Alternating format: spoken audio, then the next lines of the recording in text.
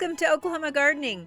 With a cautious eye on the forecasted low temperatures, we are planting tomatoes.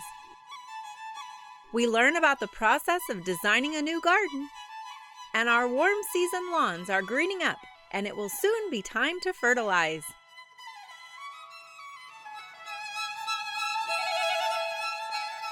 Underwriting assistance for our program is provided by the Oklahoma Department of Agriculture, Food, and Forestry, helping to keep Oklahoma green and growing.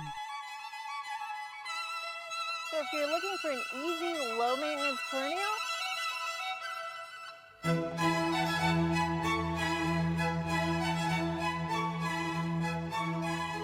have two different types of flowers on one plant.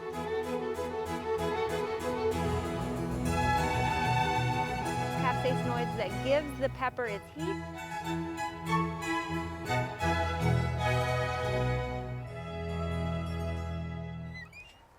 It's time to start planting our vegetable garden, especially tomatoes.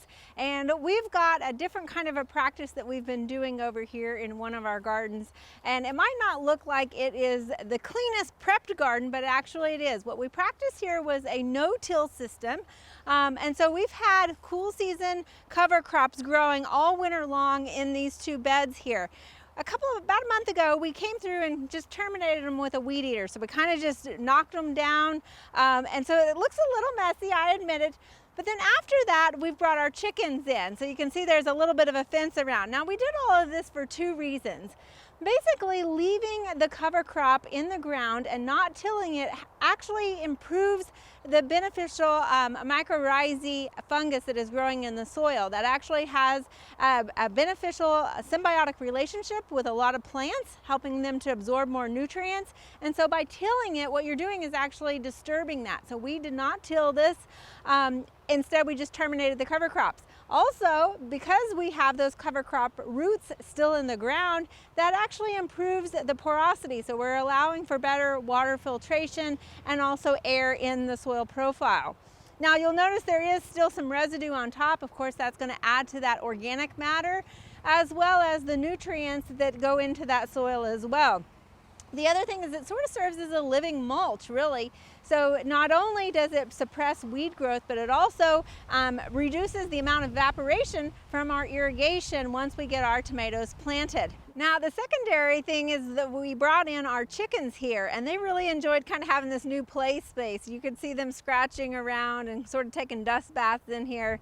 But really that was serving a purpose for us. It not only further kind of impacted and terminated those cover crops, but it also kind of allowed them to be worked into the top of that soil just slightly, not nearly as much as a rototiller. But the other thing too is those chickens were looking for insects. So we all know that sometimes pests can overwinter in vegetation, and so the chickens really were looking for those insects and really did a good job of cleaning this area up for us. Now again, it's a little bit messier than the traditional vegetable garden prep that you might be used to, but we're excited about this method, and overall it really improves the soil health for your vegetable garden. So like I said, we've got our garden prepped, and it's after April 15th, so it's time to start planting our tomatoes. Now we've got several laid out here, and we're really just going to plant one about every 2 to 3 feet here. Now the thing about tomatoes, when you're planting them, what I like to do is if you need to fertilize, first of all you want to base that fertilizer off of a soil test. However, tomatoes don't need a lot of nitrogen. In fact, I've had several people tell me that they have beautiful, green, healthy tomato plants, but they're not actually getting any tomatoes off of them. And so one of the reasons may be because you're giving it too much nitrogen. So you don't want to fertilize your tomatoes with your turfgrass fertilizer that tends to be high in nitrogen. You're looking for something that is like a 10-20-10 that has maybe a little bit more phosphorus. But again, base that off of your soil test results that you get. Here in our garden, we don't actually need any additional fertilizer, so we're not going to do that. But if you were to need to apply fertilizer, what I like to do is kind of sprinkle that down before you plant, so that when you do go to plant, you're actually working that fertilizer into that hole. Now let's look at some transplants. So when you go to buy your transplants, they can often come in a range of sizes. In fact, we have some that we grew here, and they might vary in size from very small to very tall. The ideal height of a transplant is about 3 to 6 inches. The one thing is if you get smaller ones, you just want to make sure that they do have at least some true leaves. So you can tell these are tomato plants based off of their leaves. The actual cotyledons are these kind of different shaped leaves down here. You never want to buy a plant that just has those cotyledons, because really it makes it very vulnerable, especially to go ahead and plant that out in the garden before it's well established and has those true leaves. So this is kind of an ideal transplant height here. Now here we have some that are much taller and much leggier, and you can see they're kind of falling over in the pots. They're way too big for this container at this point. So the thing about these is they are good, healthy plants. You're getting more bang for your buck, but the problem is they're gonna fall over and they might break out in the garden. So what we're gonna do is I'm gonna show you kind of how to manage these two different types of transplants. So for something smaller like this, what you wanna do is put your fingers between the plants and then just slightly squeeze the container and let that plant fall into your hand. You don't really want to pull the plant out, because if you pull on the stem, you potentially will break it off, and then that will kill your transplant. So you should see good white roots there. If they are starting to circle, you just kind of want to tease those a little bit. It doesn't hurt to break some of those off, and that will encourage those roots to branch and develop further into that hole. So for these, we're just going to dig a hole here and plant them at about that same height that they were actually planted in the container.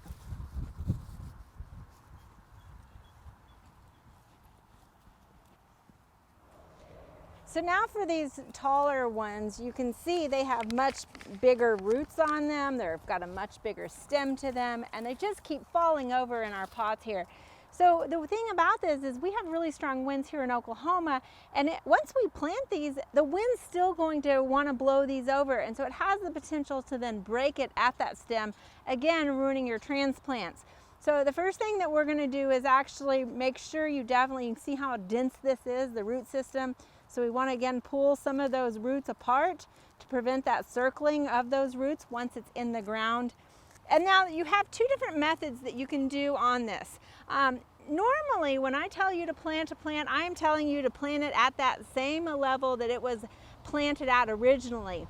But tomatoes are one of the exceptions, and that's because they have adventitious roots.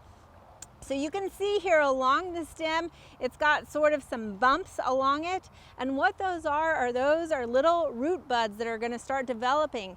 And if this stem is actually under the ground, then those will establish even more roots for you. So tomatoes are the one exception that you can actually plant those deeper than what they were originally planted.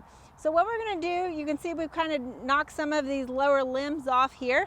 And you can do this in two methods. So one, we can dig a hole just deeper and plant it straight down vertically deeper in the hole. Now the other way you can do that is create a trench in your soil. So we're just gonna kind of create a little furrow here that's big enough to lay our tomato in. And we're actually gonna plant this sideways. So it seems very unusual a little bit for your normal garden planting. Again, we've got some other stems, so we're just gonna go ahead and break those side shoots off a little bit there. And what you do is sort of just bend the stem gently upwards. So we're gonna bury that stem down in the ground, and then you can see it still is above ground here. So we're gonna allow that to continue growing and photosynthesizing above ground. But all of that stem that's buried is going to continue to grow roots, which is nice for these tomatoes as they go into the heat of the summer to actually have a larger root system on them. Now, as for which variety to grow, well, the best answer is really the one that you prefer growing and actually eating. Some prefer the flavor of heirlooms, while others prefer the hardiness of hybrids. Some prefer having large slicer tomatoes that they can add to their sandwich, while some people really prefer those cherry tomatoes that they can snack on while they're out in the garden. So get what you enjoy.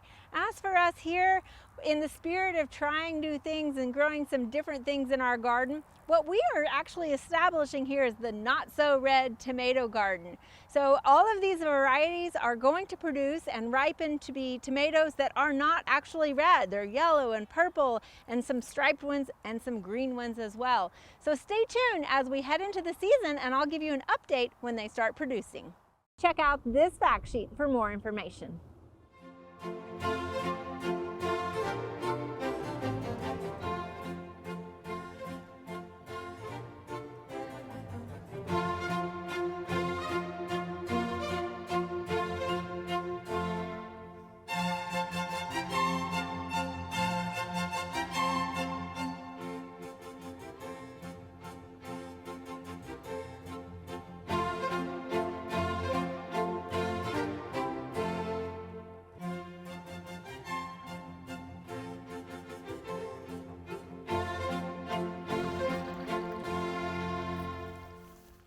Summer is on its way, and we want to see your water gardens this summer. When the heat cranks up, there's no place I'd rather be than visiting your water garden. This is a reminder that we are starting a water garden contest for this summer. We'd like to see your entries. Now, I know water gardens can still be a little bit dormant this time of year, so please email us 5 to 10 photos and also a short description of your water garden by April 30th. All the entries will then be posted on our Oklahoma Gardening Facebook page for you and your friends to vote on the top water gardens.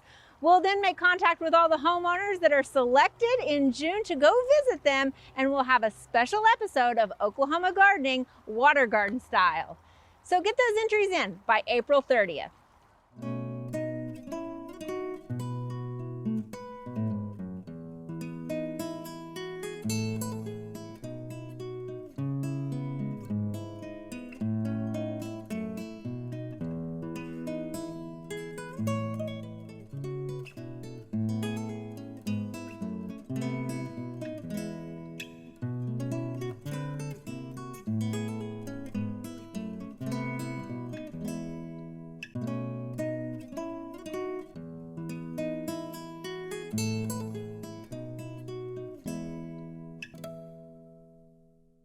Today we are in the Landscape Architecture Studio in Ag Hall, where all the creativity happens, and joining me is Professor Cheryl Mihalko.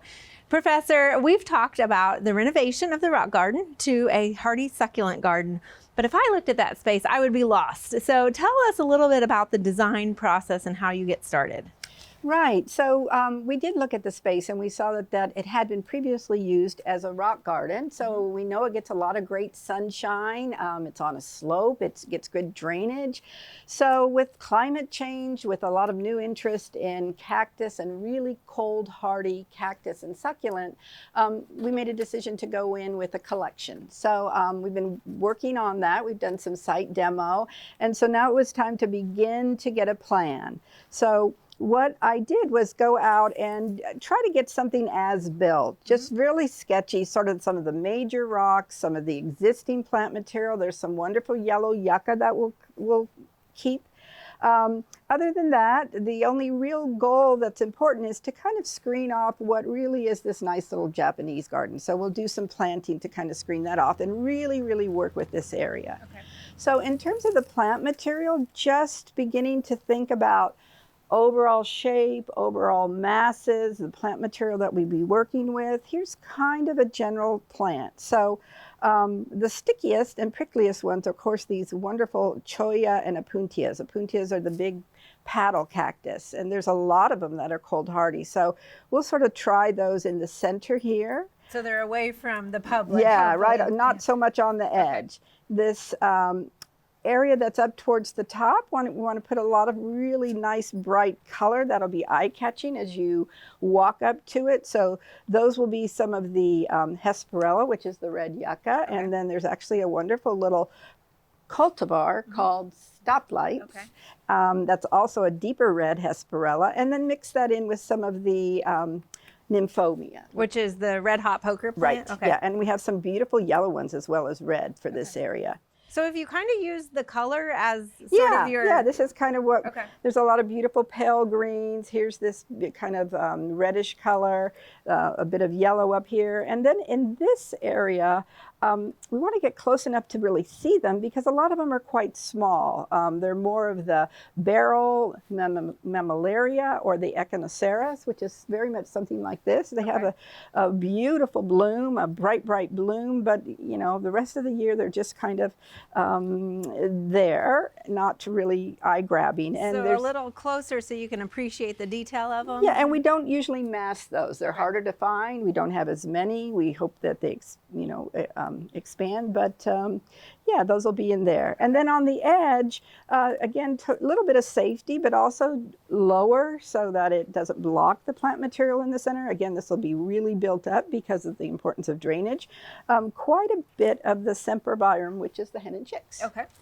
So just sort of basic thinking. And then the next stage is beginning to actually think about specific color, specific layout, what those will be. So this is just a quick one-time generation beyond this plant. Right. And here it looks like you maybe incorporated some of the texture of the plants. Right, those are putia pads, yeah. and then the rocks are running through. These are the mammarias, and then this beautiful red yucca. So further help you visualize what it might look like. Okay. And so in addition to this, we're working on finding plant material, collecting plant material. We have about half of what we need now. It's stored away in the greenhouse. And how do you, let me interrupt you, how do you figure out how much you might need? So you kind of know your space, right? And then you know the spacing of the plants? You do, and you know, it's really all over the board. Sometimes it's because of budget. You want it to be really full, really quick, and then you edit out. Of course, with the cactus, it's really great to propagate from them. So you can plant full, and if it gets a little too crowded, you just really go and propagate away from that. So yeah, it's a combination of allowing it to grow some and really just experience. Okay. I've done a lot of this. Okay. Kind of thing. You are a professional. So in addition to this, installing the garden, over time here, we will have available on the website individual plants. They'll be coded so you could look them up. But we are developing a nice little booklet that tells you the native range. It gives you a picture of the flower and the fruit. So hopefully that'll be really useful to Oklahoma gardeners that really want to try and move in this direction for their garden. Well, this is going to be a valuable resource, and the fact that we'll have a display garden to kind of accompany that educational material will be fantastic. Thank you for walking us through this process. You're welcome.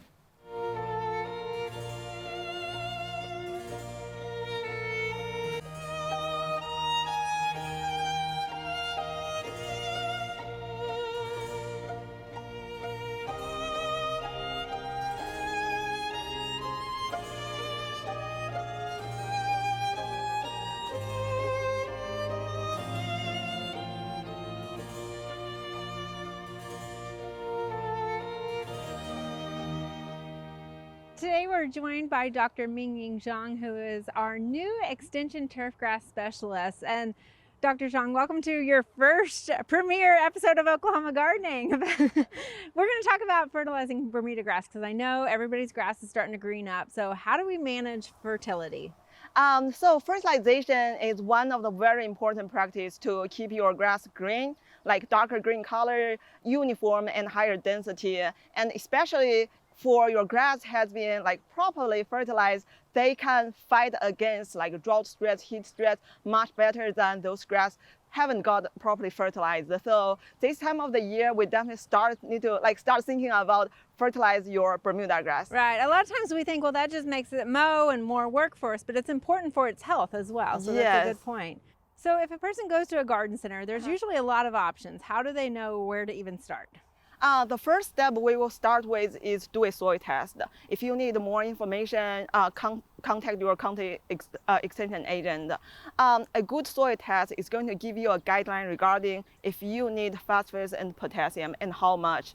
Many homeowners find out from their soil test they don't even need phosphorus and potassium, so they can save money. Just go with something like this one, 4600, like only has nitrogen. Right, that first number is nitrogen, right? Yeah, the first number is nitrogen. So if you feel like you don't need to waste money on your P and K, just go with pure nitrogen. And that's why it's so important to do that soil Yes, test initially. yes. So our recommendation is to do it every 3 years. Okay. But I do understand that many homeowners don't have access to do a soil test. And then our recommendation is to pick up something has 3:1:2 ratio. Okay. So for example, a 15:5:10 fertilizer will be a good choice. So it's called complete fertilizer. So Okay. you don't need to worry about deficient like phosphorus or potassium. Okay, excellent information. And of course, so based off of a soil test, then you're going to figure out which nitrogen or which fertilizer to choose.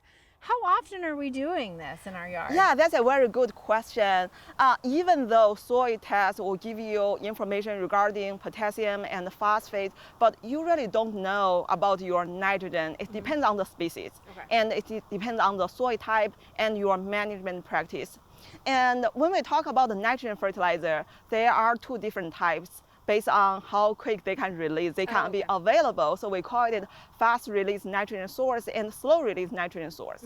If you go with the fast release nitrogen source, it's only available for about 30 days. Okay. And our recommendation is if you go with that way, do a lower rate and more frequent application. Okay. Because 30 days later, the nitrogen is not available, so you want to do a reapplication using quick release. So of course, we're talking warm season, which is completely different than cool season. So we're looking from April through, late summer. Is that the timeline? Yeah, we normally do like late April or early May all the way to mid-September or so. Okay. And so that's monthly for quick release. What about a slow release fertilizer? Yeah, slow release fertilizer means it makes the nitrogen slowly available to the grass. So you could do a higher rate, maybe 1.5 pounds of nitrogen every time and do it every 6 to 10 weeks. Okay.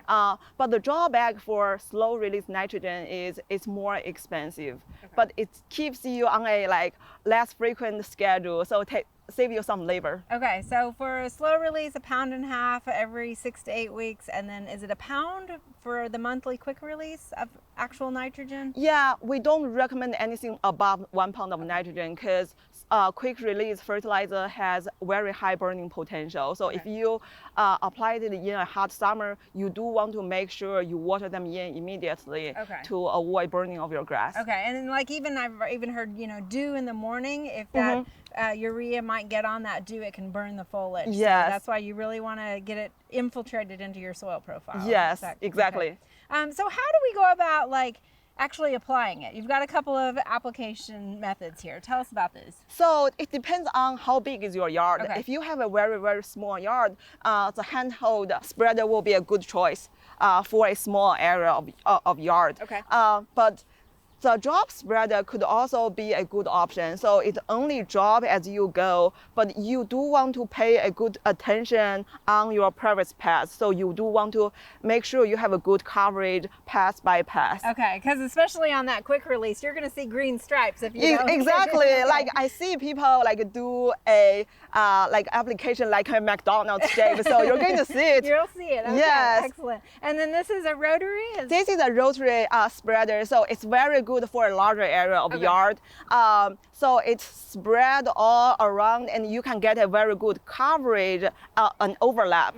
But be very careful regarding what kind of fertilizer do you use. If you use a fertilizer has various particle size, or it's broken particle in the bag, or it has lots of dust, this rotary spreader will give you some poor distribution because those larger, heavier particles will be thrown farther away compared to those smaller particles. So you do want to make sure you apply when the wind doesn't catch those smaller particles. You want to split your application into at least 2 applications so they can get a good, better coverage. But if you have something really have very different particle size, the drop spreader will be a better choice. Okay, and I know one of the concerns about this is it potentially getting on your sidewalks also, right? Yes. We're not trying to fertilize the concrete. Exactly. It's very common with rotary spreader. It goes to the pavement.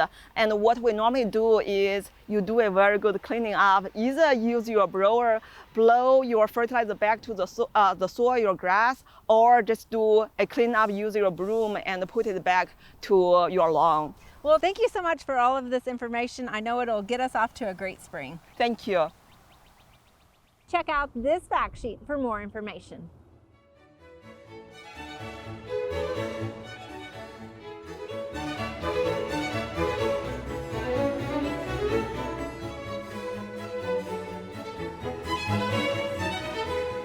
There are a lot of great horticulture activities this time of year. Be sure and consider some of these events in the weeks ahead.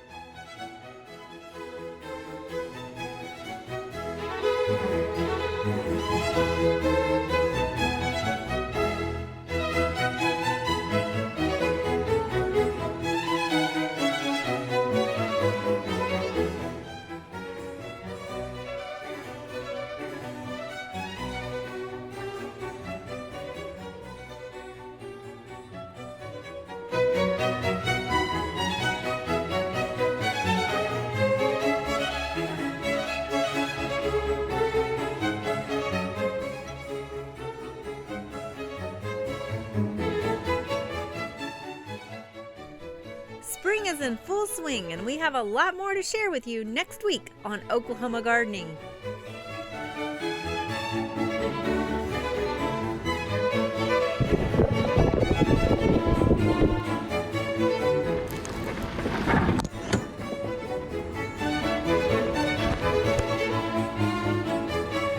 Water garden style. To find out more information about show topics as well as recipes, videos, articles, fact sheets, and other resources, including a directory of local extension offices, be sure to visit our website at oklahomagardening.okstate.edu. Join in on Facebook and Instagram. You can find this entire show and other recent shows as well as individual segments on our Oklahoma Gardening YouTube channel. Tune in to our OK Gardening Classics YouTube channel to watch segments from previous hosts. Oklahoma Gardening is produced by the Oklahoma Cooperative Extension Service as part of the Division of Agricultural Sciences and Natural Resources at Oklahoma State University. The Botanic Garden at OSU is home to our studio gardens, and we encourage you to come visit this beautiful Stillwater gem. We would like to thank our generous underwriter, the Oklahoma Department of Agriculture, Food, and Forestry. Additional support is also provided by Greenleaf Nursery and the Garden Debut Plants, the Oklahoma Horticulture Society, the Tulsa Garden Club, and the Tulsa Garden Center.